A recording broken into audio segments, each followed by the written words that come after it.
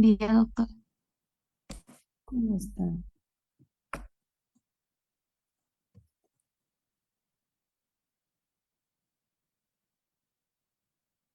¿Sé qué pasa con mi computadora? No he podido ni iniciarse. He tenido que reiniciar 2 veces. Está un poco lenta.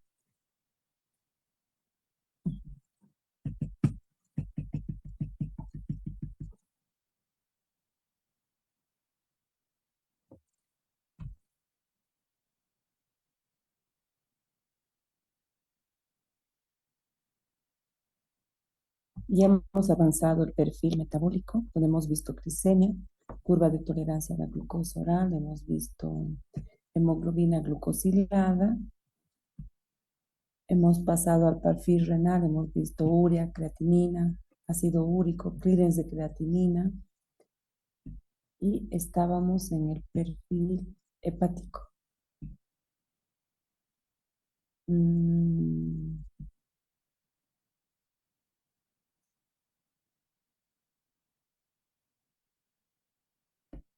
no sé si ya vimos bilirrubina. Sí, ¿no ve? Ya vimos bilirrubina. Transaminasas también ya vimos. Hemos quedado aquí, en la gamma-glutamil transferasa o gamma-glutamil transpeptidasa. Aquí hemos quedado, ¿no, jóvenes?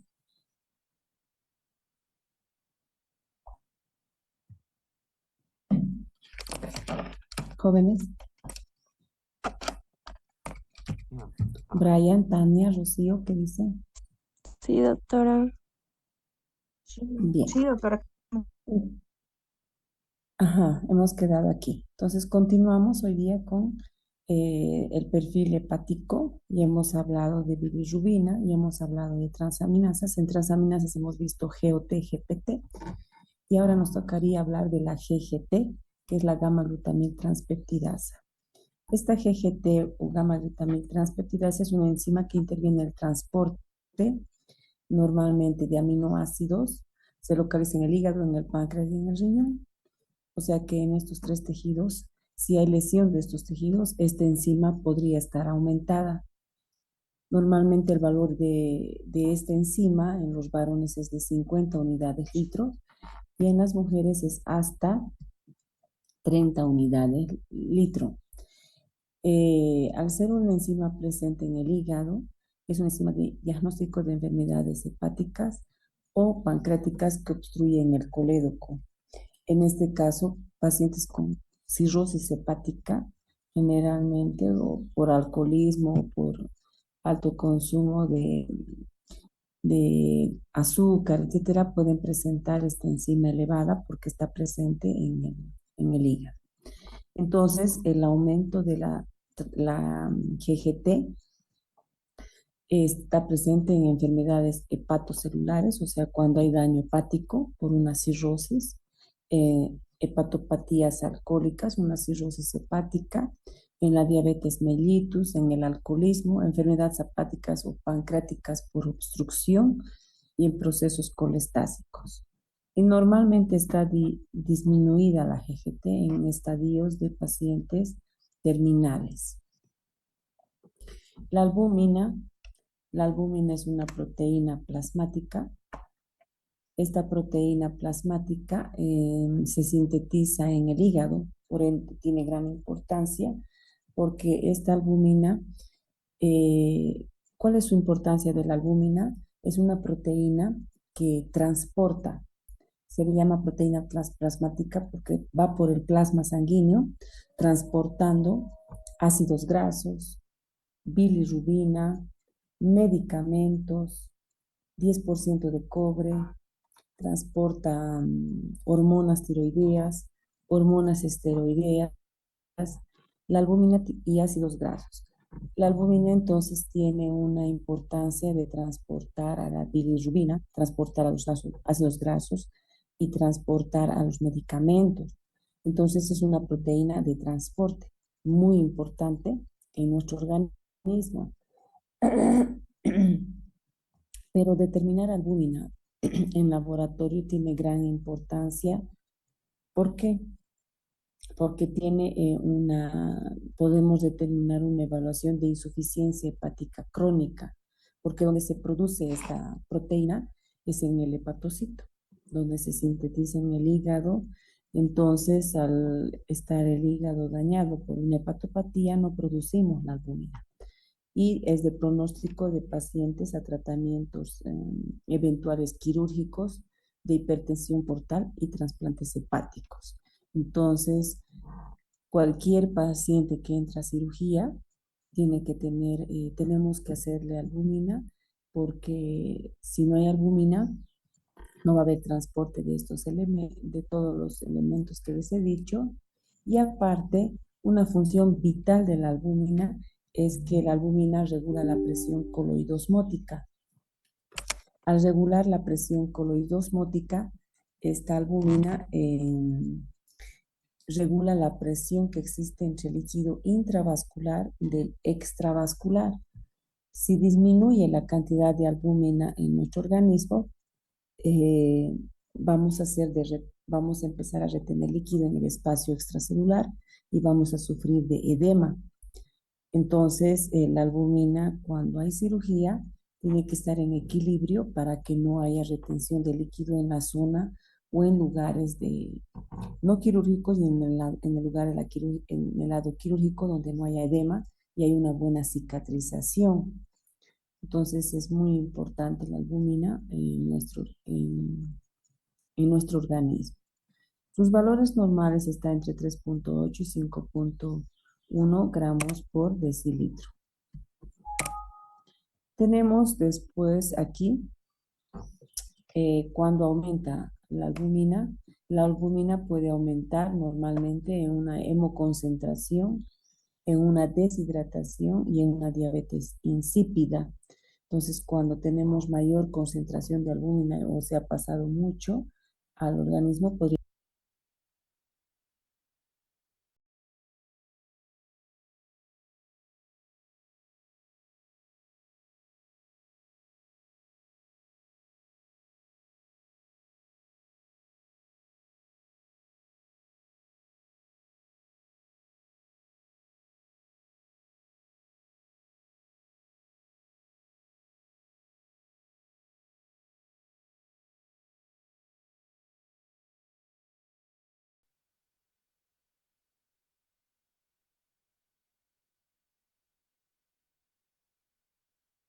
normalmente en neoplasias en el hígado. Esta es la albúmina, es una proteína de estructura terciaria. Ya después van a avanzar con el doctor Gonzalo Rojas, proteínas, aminoácidos, y esta es la estructura de la albúmina. Para que la conozcan, tiene una estructura terciaria. Otra prueba en el perfil hepático, aparte de la bilirrubina, transaminasas, la gamma-glutamiltranspeptidasa, la albúmina, finalmente tenemos a la fosfatasa alcalina. Esta fosfatasa alcalina es una proteína también de estructura terciaria, esta es su estructura. Y la fosfatasa alcalina, ser fosfatasa, siempre que termine en asa, es una enzima. Es una enzima que deriva de la membrana celular. Su función no es muy conocida, pero normalmente hidroliza ésteres fosfóricos en un medio alcalino. Por eso se llama fosfatasa, porque lo que hace es hidrolizar grupos fosfatos. Esta fosfatasa alcalina normalmente puede estar presente en el hígado, en el tejido óseo, durante el embarazo y en la placenta. Determina afección.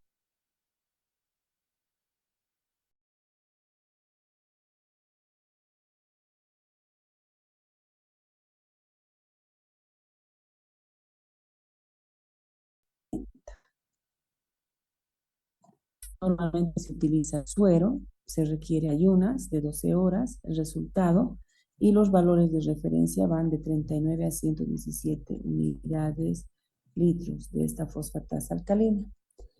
Cuando está aumentada por una cirrosis hepática, una obstrucción biliar y sería una obstrucción biliar extra o intrahepática, tumores hepáticos, todo lo que tenga que ver con el hígado, y también está relacionada con isquemia e infarto intestinal. Tenemos tumores óseos, hiperparatiroidismo, enfermedad de Paget, fracturas, podría. También puede estar en afecciones renales, en el embarazo, en el primer trimestre va a estar aumentada porque esté presente en la placenta y en las neoformaciones óseas en el crecimiento. Cuando está disminuida normalmente una anemia perniciosa, en un hipotiroidismo y generalmente por el retardo en el crecimiento de los niños. Podríamos determinar que la fosfatasa ósea esté disminuida. Posteriormente pasamos a lo que es el perfil lipídico. En el perfil lipídico nosotros determinamos las grasas. En esta parte vamos a determinar colesterol, triglicéridos, lípidos totales y lipoproteínas. Dentro de las lipoproteínas tenemos HDLs, LDLs, VLDLs. Vemos el metabolismo de las grasas. Normalmente se llama lipidograma o perfil de riesgo coronario porque las grasas están relacionadas con el IREC, con el índice de riesgo cardiovascular. Se dice que son unas pruebas de diagnóstico clínico solicitadas de manera conjunta. O sea, todo lo que tenga que ver con las grasas hay que hacer de manera conjunta para saber cómo está el paciente. ¿Qué podemos determinar? Les he dicho que podemos determinar lipoproteínas, HDL, LDL, VDL, VLDL. Podemos determinar triglicéridos en el suero del paciente y podemos determinar colesterol. Siempre que hacemos perfil lipídico y hacemos glicemia, fosfatasa alcalina, necesitamos ayuno entre 10 y 12 horas. La glicemia, por determinar la glucosa, no podemos comer antes de ir al laboratorio, ni tampoco podemos comer antes de ir al laboratorio para determinar lo que es el perfil lipídico, que son las grasas. El título de aquí, ¿cuál es? ¿Colesterol? Allá.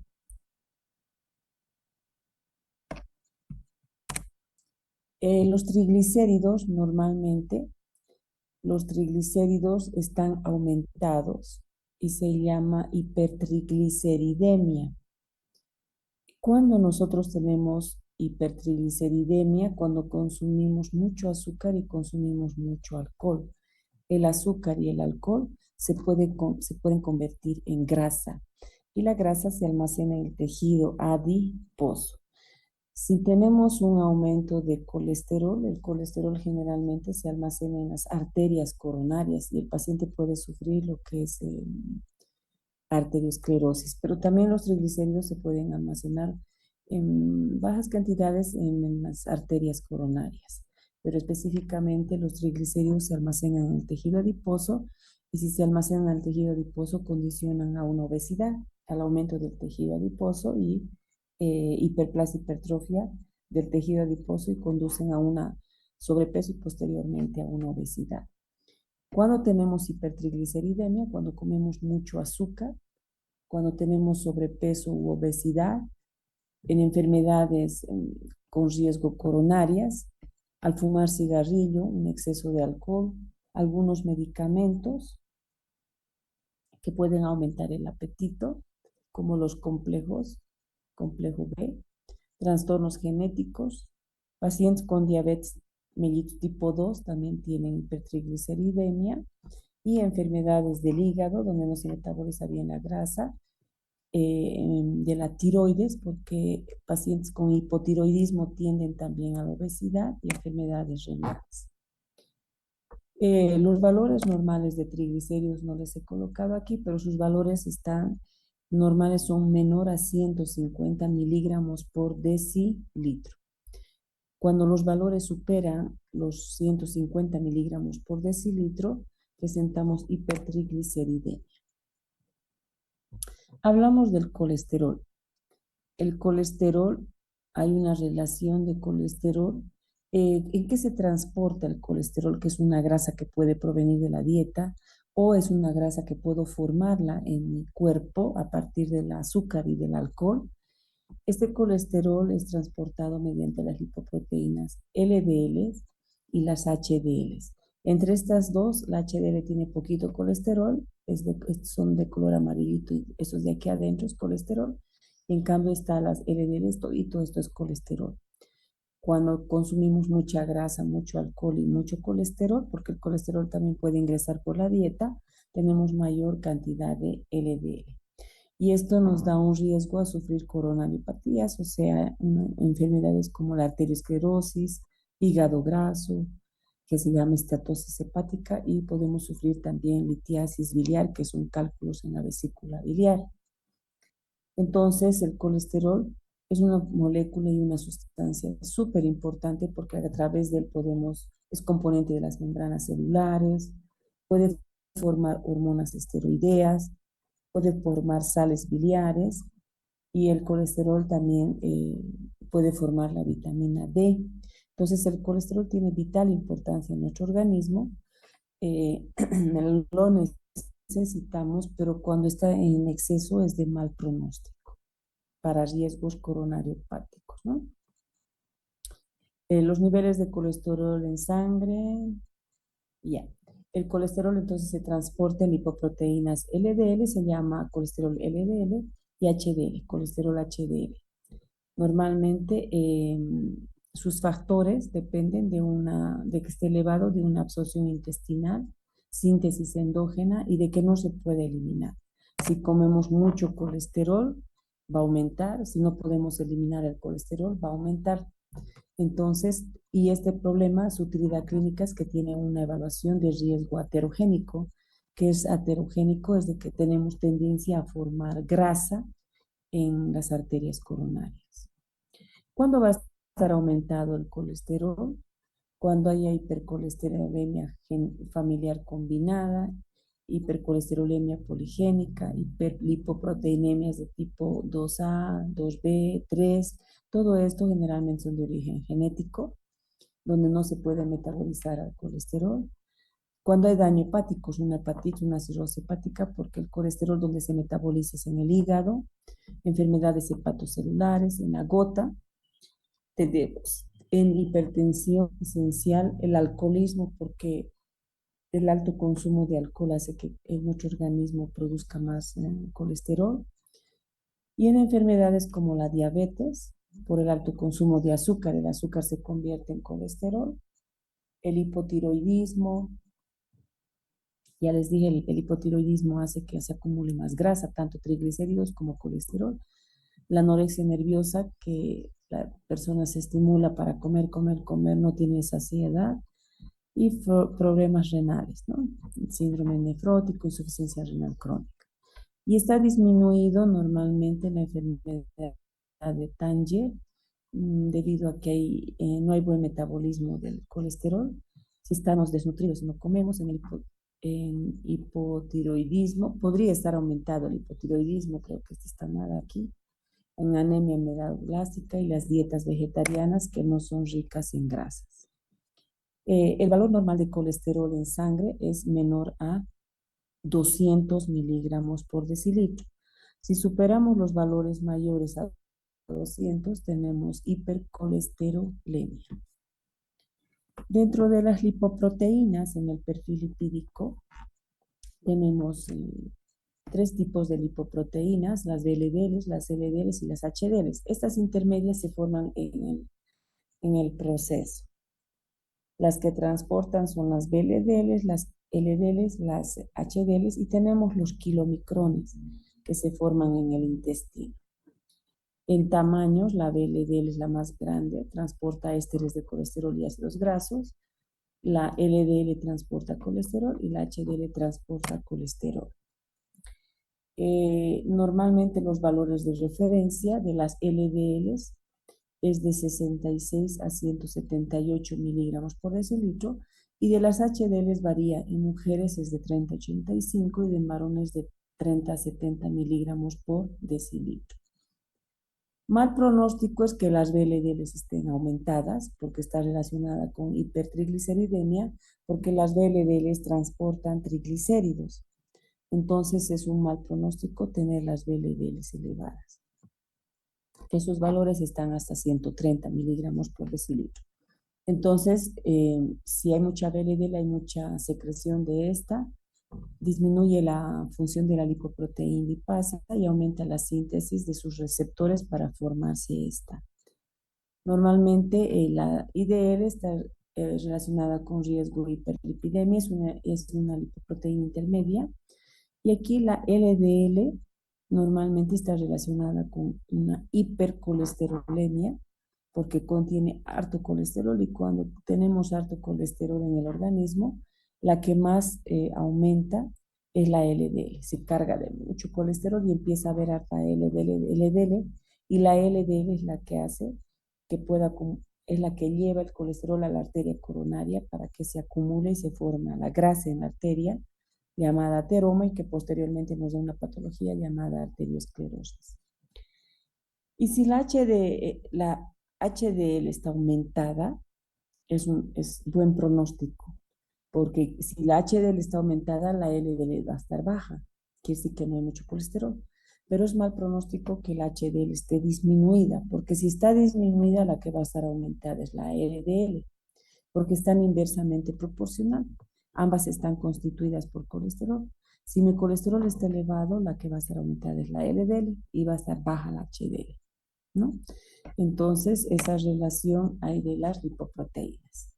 Aquí está un triglicérido, es glicerol más ácidos grasos, son 3 ácidos grasos más un glicerol que se llama triglicérido. Este se almacena en el tejido adiposo. Los triglicéridos se pueden formar en el cuerpo, pero a la vez pueden provenir de alimentos ricos como la mantequilla, aceites, grasas, carne, la grasa del chancho, etcétera. Y estas pueden ir directamente a provenir de la dieta, pero también podría provenir del azúcar y el alcohol.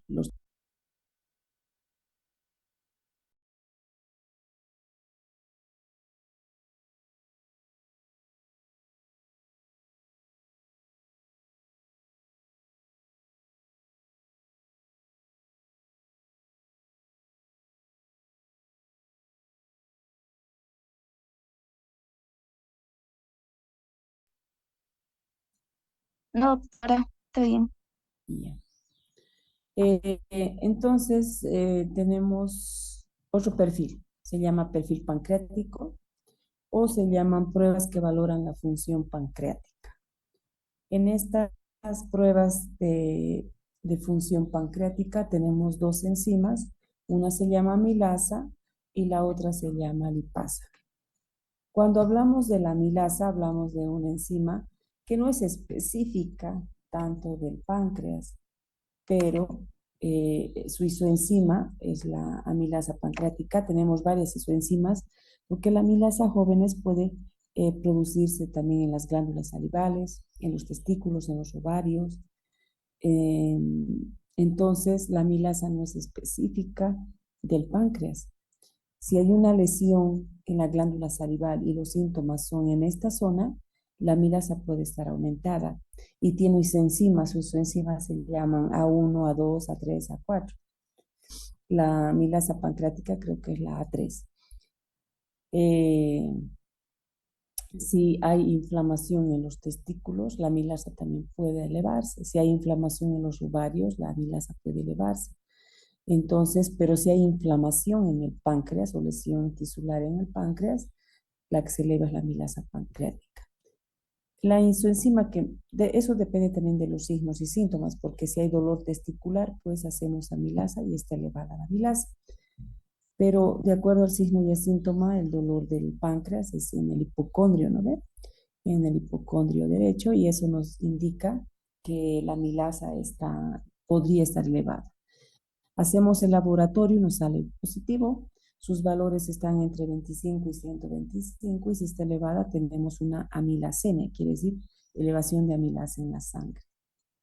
Entonces, el 80% de la amilasa está presente en el páncreas y normalmente cuando se eleva, cuando el paciente está con una pancreatitis de tipo aguda, ¿no? Se eleva dentro de las primeras 24 horas debido a la lesión del páncreas y normalmente se normaliza a las 48 horas o máximo a los 6 días. Su utilidad de esta amilasa es para determinar una pancreatitis aguda.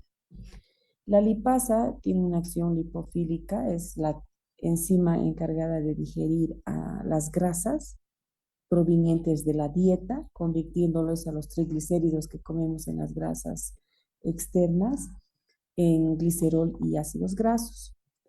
Entonces, la amilasa, por ejemplo, digiere el almidón y la lipasa digiere a los triglicéridos. Sus valores de referencia son hasta 190 unidades por litro y también nos sirve de diagnóstico para cuando hay sospecha de una pancreatitis aguda. Entonces, cuando tenemos sospecha de pancreatitis, podemos pedir dos pruebas de laboratorio, que son la amilasa y la lipasa.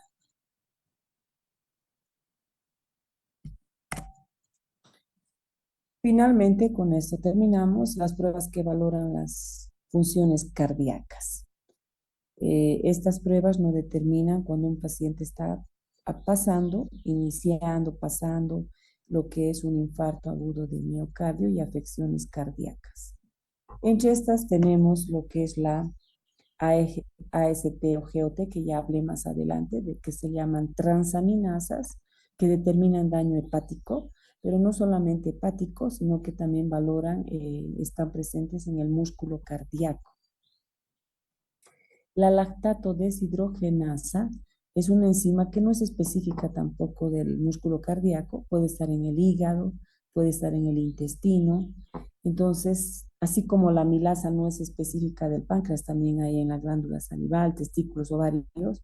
La lactato deshidrogenasa está en el hígado, está en el músculo cardíaco y otros tejidos. Entonces, cuando hay daño en el hígado, cuando hay daño en el músculo cardíaco, se puede elevar. Y cuando hay infarto de miocardio, se eleva la GOT, se eleva la lactato deshidrogenasa y podríamos decir de que hay una lesión tisular en el músculo cardíaco. La creatinquinasa es una enzima donde tiene tres isoenzimas, la creatinquinasa BB, MB y la MM. La creatinquinasa MM se encuentra en el músculo esquelético, la creatinquinasa MB se encuentra en el músculo cardíaco y esa es la que nos interesa en las enzimas cardíacas, la CKMB o creatinquinasa MB. Si hay lesión en el músculo cardíaco, la CKMB, que es creatinquinasa MB, se eleva hasta 4 veces su valor, o sea, supera 10 veces su valor, entonces va a estar muy elevada cuando hay lesión cardíaca. Y la que ahora se utiliza bastante son las troponinas. Mide en los niveles de enzimas en varios tejidos, especialmente en el corazón, hígado y en el tejido muscular. Pero las troponinas son específicas del músculo cardíaco y cuando hay infarto de miocardio, las troponinas indican un riesgo cardíaco porque se elevan en gran cantidad. La creatinquinasa, normalmente les he dicho, se encuentran de 3 isoenzimas. La BB se encuentra en el cerebro, la MM en el músculo y la MB se encuentra en el músculo cardíaco. Cuando hay daño cerebral se eleva la BB. Cuando hay en los fisiculturistas se eleva la MM y por el exceso de masa muscular y la MB se eleva en un infarto de miocardio. Entonces la que es específica es la MB para lesión cardíaca. En los varones es hasta 190 unidades internacionales y en las mujeres de 170 unidades internacionales. Su significancia clínica es para determinar un infarto de miocardio, o sea que está habiendo lesión en el músculo cardíaco. Entonces, la creatinquinasa tiene 3 isoenzimas, la BB, que se encuentra en el cerebro y en los pulmones, la MB en el tejido cardíaco y la MM en el músculo esquelético. Tenemos esas subunidades y que cuando hay infarto de miocardio, la CKMB es la que se eleva hasta 10 veces su valor. La lactato deshidrogenasa tiene un valor de referencia de 230 a 460 unidades por decilitro y lo que les decía es una enzima localizada en el músculo cardíaco Y esta lactato deshidrogenasa, cuando hay infarto de miocardio, puede elevar también su valor y permanecer, esta lactato deshidrogenasa puede permanecer elevada hasta 14 días. Entonces podemos determinar la lesión del músculo cardíaco, porque la primerita que se eleva es la creatinquinasa, MB, en un infarto de miocardio. Posteriormente se eleva la GOT, también por lesión cardíaca, y la lactato deshidrogenasa. Pero con más especificidad tenemos a las troponinas, que son, tenemos tres tipos de troponinas, las troponinas I, la C y la T. Y la T es específica del músculo cardíaco, se llama troponiosina, componente estructural del músculo estriado, y son biomarcadores miocárdicos, ¿no? La troponina T generalmente o la I. Entonces nos indican las zonas microscópicas de lesiones del músculo cardíaco. Con eso terminaríamos los perfiles. En resumen, que hemos visto dentro de los análisis de química sanguínea, hemos visto el perfil metabólico, donde se ve glucosa, se ve curva de tolerancia a la glucosa, hemoglobina glucosilada, glucosa postprandial, todo lo que tenga que ver con la glicemia. Hemos visto el perfil renal, donde hemos visto urea, creatinina, ácido úrico, hemos visto el perfil hepático, y hemos visto albúmina, fosfatasa alcalina, bilirrubina, hemos visto GOT, GPT, que son transaminasas, y la gamma glutamiltranseptidasas en pacientes cirróticos. Posteriormente hemos visto el perfil lipídico, colesterol, HDL, LDL y triglicéridos. En el perfil pancreático, amilasa lipasa, en el perfil cardíaco, creatinquinasa MB, hemos visto la GOT, la lactato deshidrogenasa y las troponinas. En el perfil renal hemos visto urea, creatinina, ácido úrico y el clínex de creatinina. Esos análisis que hemos visto en el laboratorio de química sanguínea o laboratorio de bioquímica, se los determina en el suero. Mauricio, tu micrófono. Esto se determina en el suero del paciente. Pero también hemos visto el análisis del hemograma. En el hemograma hemos visto glóbulos rojos, blancos, plaquetas, tiempo de protrombina, hemos visto eh, hemoglobina corpuscular media, hemos visto hematocrito, hemoglobina, volumen corpuscular medio. Eso se realiza en laboratorio de hematología con otro equipo. Las de química sanguínea se realizan en el StatFax con suero del paciente. Y hemos visto el análisis de orina, que se realiza el examen físico, el sedimento urinario y se realiza el examen químico.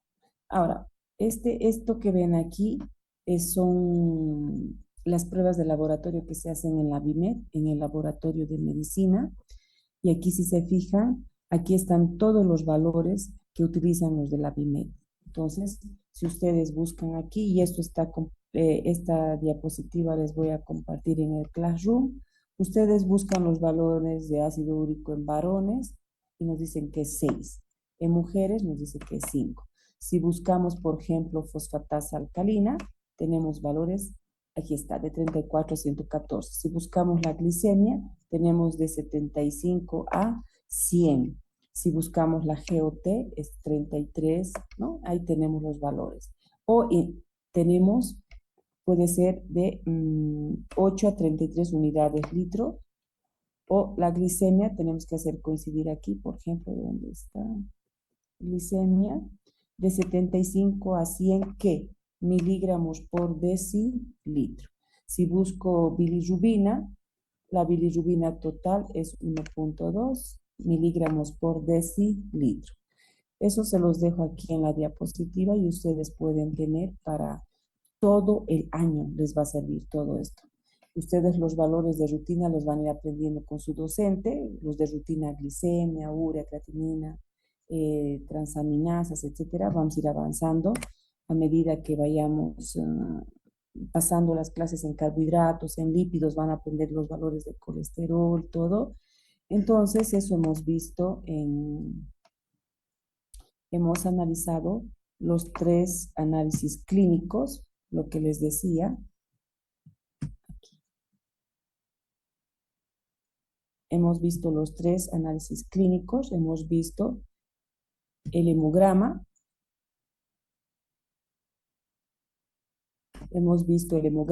glóbulos rojos, blancos, plaquetas, etcétera, el examen general de orina, mentiras reactivas, el examen físico, químico y el análisis clínico por perfiles, metabólico, renal, hepático, lipídico, pancreático, cardíaco, jóvenes. Eso hemos avanzado durante estos días. ¿Alguna duda hasta aquí?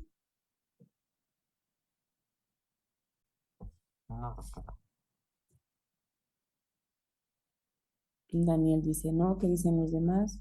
Mauricio, No, doctora. Natalie, Ailine, No, doctora. Katrina, Sí, Leticia, doctora. Alicia. Bien, queda claro. Entonces la diapositiva se los voy a subir al Classroom. A mí me han indicado que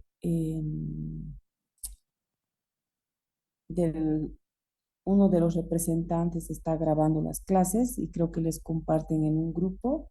Entonces van a tener las clases grabadas. Con esto yo terminaría. Faltarían los laboratorios de análisis respecto a lo que es el COVID de pruebas rápidas y pruebas de PCR de, de- del COVID. Entonces, la prueba de PCR. Eso les va a dar y les va a ampliar ese tema en una clase el día martes, la doctora Rosemary Yáñez, porque ella ha trabajado bastante con la alcaldía, todo en la pandemia y hasta ahora tiene bastante, eh, han presentado trabajos incluso en la universidad respecto a estas pruebas y con datos más, ¿no? De pacientes y el análisis de cómo se realiza, cómo es esta prueba del COVID. Entonces, esta reacción en cadena polimerasa, que es el PCR y las pruebas de antígeno nasal, etcétera, que son rápidas, tendría que darles el día de mañana la doctora Rosemary Yáñez, pero mañana no va a haber clases, no hay clases mañana debido a lo del censo, no hay clases a nivel en las unidades educativas y en la universidad tampoco no hay. Entonces, el día de mañana no hay clases jóvenes. Directamente el día martes, la doctora Rosemary Llanes les va a hablar de estas pruebas. Solo una clase. Posteriormente, el día jueves, empezarían con aminoácidos con el doctor Gonzalo Rojas, que da continuidad al contenido temático. Creo que en el Classroom el doctor René les ha compartido el contenido teórico. Me voy a fijar, voy a revisar. Si no está, se los voy a subir o le voy a pedir al doctor René González que les comparta el contenido teórico hasta fin de año, todo lo que vamos a avanzar. Y en el contenido teórico indica hasta dónde es el primer parcial, hasta dónde es el segundo parcial, el tercer parcial y el final. Entonces, eso más me voy a fijar si está y se los voy a subir o si no le voy a decir al doctor René González que les comparta. ¿Queda claro, jóvenes? Sí, doctora. Bien, entonces nos quedamos aquí. Espero que hayan comprendido el tema. Como les he dicho, no les voy a preguntar en el examen las unidades, pero qué exámenes se realizan dentro de cada prueba y un poquito cuál es la utilidad clínica de cada examen, si va a entrar al examen.